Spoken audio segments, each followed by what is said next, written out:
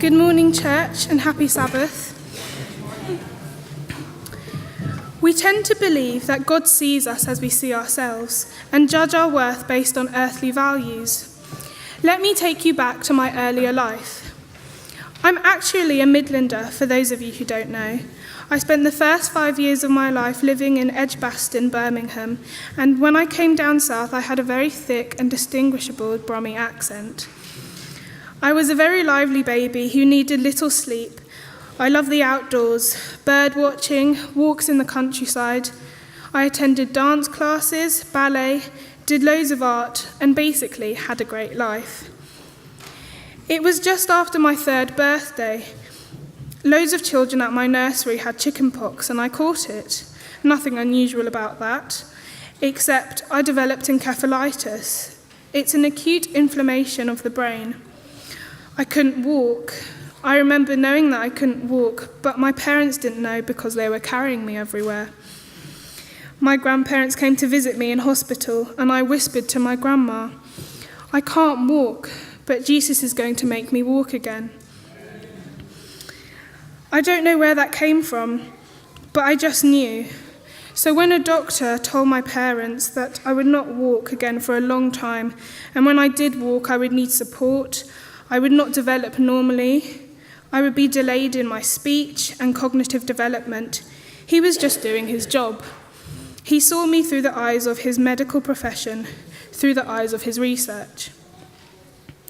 But the next day, not only did I get up and walk, but I was running through the ward. He and other medical staff could not understand it. One particular consultant denied I ever had encephalitis, as it made no sense. God had already told me I would walk and prepared me so that I could see myself, even at the age of 3, through his eyes, a product of his healing love. Jump a few years, I'm in primary school. I'm in the top 5 academically, fastest runner in the year, still doing ballet classes and loving every minute, playing the violin and piano, and now horse riding. I had a better social life than my parents, and I was busy and happy. In the eyes of the world, I was privileged and had it all. Then I started secondary school and loving this new phase of my life. Then in year 8, I started falling asleep on the way to school and on the way back. I started falling asleep at my desk in the evenings too. I remember being taken to St Mary's Hospital in London, and they insisted I had to stay overnight. I had planned to come to a youth programme that Friday. I cried so much, begging the nurses and doctors just to let me go to church, and I'd come back the next day, or even that evening. They discharged me the next day, saying I had an underactive thyroid, but refused to treat me, despite one of the doctors saying I needed treatment. Mum was on a mission. She prayed and found an endocrinologist who looked at my bloods and immediately said it would be cruel not to treat her. I started treatment and it took a year to stabilise my thyroid function. But I was still tired. More than tired, I was exhausted. No longer was I the fastest in the school. I came second from last in a lunchtime training session one day. You should have seen the confusion on my face. Anyone who knows me knows that I'm very competitive and do not like to lose. And I put all the effort in, but I just couldn't move anywhere quickly. It was like moving through sludge. As the months went on, I had to give up ballet because I just didn't have the stamina anymore.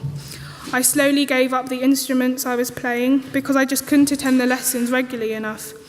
I had not realised before now how energetic you need to be to ride a horse. My horse was riding me. I had to give that up too. I was on oxygen at home and needed help to walk up the stairs and to get out of bed. I could do very little for myself. All this time, Mum was researching. I saw a neurologist who told me my tiredness was my imagination. I saw a top haematologist who promised he would get to the bottom of this and had the best intentions. He ruled out some scary diseases, told me about my genetic makeup, which was very interesting. Turns out I have a blood mutation that no one else has on record. Talk about being unique. But he hit the jackpot. I had low ferritin. Ferritin stores iron. My stores kept dropping. My levels were 2, and I was told they should be around 50. That's why I was still so tired. I needed an infusion.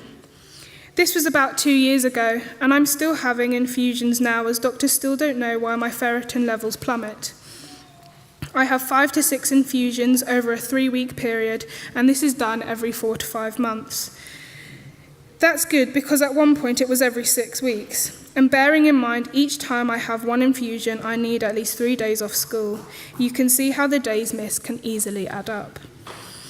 I've had 7 lots of infusions, and my lovely haematologist told me the other day that I'm her most difficult case ever. I'm unique and proud of that. One day, I'm sitting in a PE lesson. We have to find our pulse, so naturally I check my wrist, but I can't feel anything. My teacher suggests that I feel my neck. As well as a pulse, I feel a lump in my neck. That's interesting. I monitor it over a month. I wait till my exams have finished, and then I tell my parents. My GP is worried, refers me back to my haematologist. She examines me. It's just a lymph node, she says. I know lymph nodes may grow, but eventually they go back down. I politely explain this. She was not having it. It took my dad's firm, persistent demand for this to be investigated before she would eventually refer me. We did not move until we had a letter written. My lump was getting bigger at quite a rate. The long and short of it, I was right.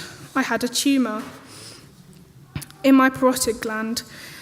I needed it removed ASAP, as most people would. So on the 2nd of September, when I should have been starting a new school year, I'm in hospital for this parotidectomy. Very painful. Although that weekend, the only thing I could think about was that I was missing a youth trip to bounce with all of my friends, and I'm still upset to this day that I wasn't there for that. The way I see it is that I've had many opportunities in my life where it could have been the end for me. For a long time, I thought that I was no use to anyone because I was always ill. Yet, here I am talking to all of you. Obviously, God's plan has not been completed yet. When I saw myself as the hopeless, sick girl, God saw me as a testimony to his strength and power in my life. When I saw myself as a failure with my musical instruments, the violin and piano, he strengthened my voice and gave me an amazing gift to sing his praises. When God saw me as a mindless teen, when doctors saw me as a mindless teen faking my symptoms, God saw my pain. He felt my pain. He took my pain and found me a doctor who would treat me.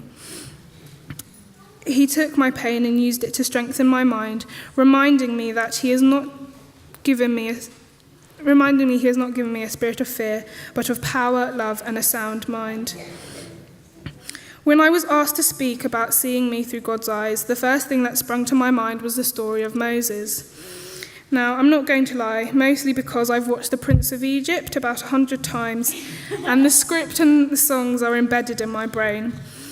But mostly, Moses had a huge task at hand set by God, and it was not easy.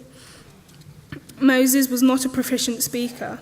In Exodus 4, verse 10, it says, Moses said to the Lord, "Pardon your servant, Lord. I have never been eloquent, neither in the past nor since you have spoken to your servant. I am slow of speech and tongue." But God saw Moses as a leader and gave him the tools he needed to complete the job. The most important thing that contributed to Moses' success was God's presence. Moses was always taking advantage of his alone time with God. The more time we spend with God, the more we will start to see ourselves through God's eyes, because we start to see a reflection of his undying and amazing love for us. Personally, in that reflection, I stopped seeing me and what people thought of me. I started seeing God and all that I could be through him. That reflection of God in me is beautiful because I see him. I'm reminded of the pain he went through for me, and I see myself as worthy, my life is worthy, because he chose for me to be here. And even when I'm lying in a hospital bed with a cannula, with tubes, I am still worthy because his presence is in me, because he chose me to be here. The story of David and Goliath is of interest. It had been estimated that David was only around 16 when he defeated the giant. David's faith in God caused him to look at the giant with a different perspective. Goliath was a mere mortal defying an all-powerful God. David looked at the battle from God's point of view. If we look at giant problems and impossible situations from God's perspective, we realize that God will fight for us. When we put things in their proper perspective, we see more clearly and we can fight more effectively. Jeremiah 1 verse 5 says, "Before I formed you in the womb, I knew you. Before you were born, I set you apart. I appointed you a prophet of the nations." He set me and you apart. God doesn't say, "I set you apart because you have perfect health." God doesn't say, "I set you apart because you have perfect looks, speak with a certain accent, or not, as the case may be." God doesn't say, "I set you apart because you're athletic or play a certain instrument or live in a certain house or area." He set us apart because he appointed us to be here. Others, the world, set us apart in all sorts of categories based on outward attributes. God set us apart because he sees what we can be and achieve through him. It's important to see ourselves through God's eyes and care about what he thinks of us and not what other people think of us, because at the end of the day, your life on earth and the people we surround ourselves with are not forever, but God is. You may recognize the words I'm about to read. A single thread in a tapestry, though its colour brightly shines, can never see its purpose in the pattern of a grand design. And the stone that sits on the very top of the mountain's mighty face, does it think it's more important than the stones that form the base? So, how can you see what your life is worth or where your value lies? You can never see through the eyes of man. You must look at your life through heaven's eyes. Of course, those are words from the Prince of Egypt.